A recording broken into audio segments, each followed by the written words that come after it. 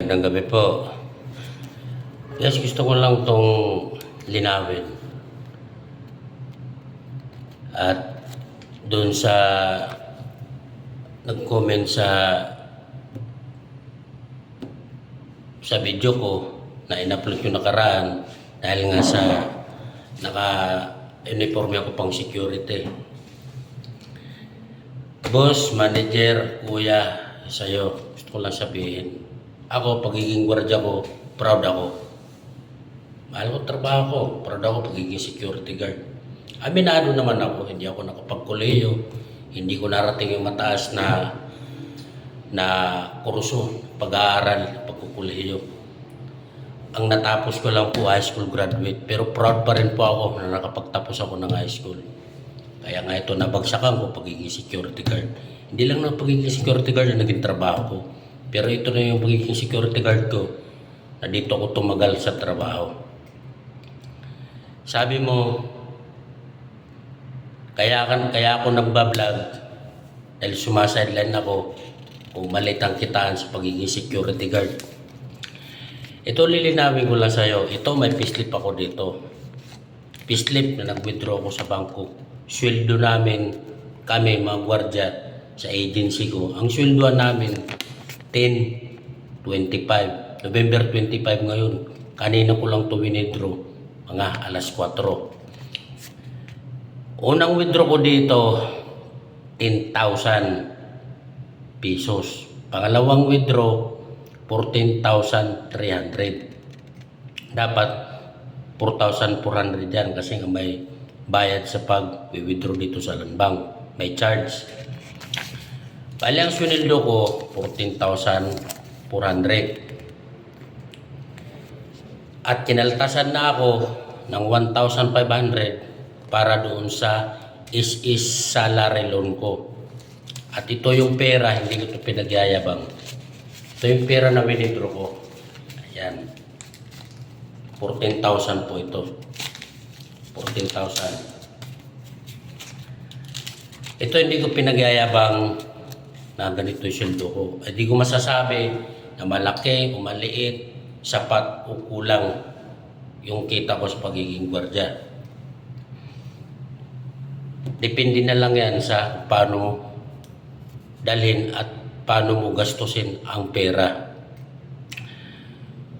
Yun po yung sweldo ko sa loob ng 13 days.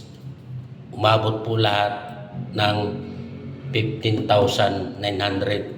13 days po, totoo po yan. Kasi may diop kami sa 15 days, 2 araw.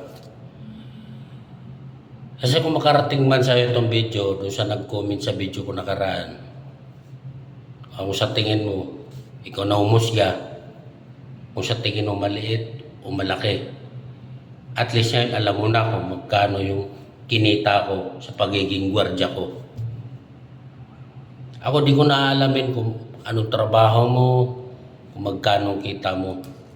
Sa akin lang, bossing, manager, kuya. Kung ano man uri ng trabaho ng isang tao, huwag na natin matahin.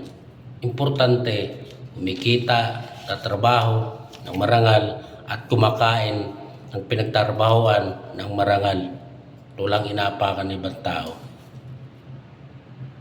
Respetuhin natin. Huwag naman sana ganun. Oo, mga security guard kami. Hindi naman lahat ng security guard para pareho ang sweldo.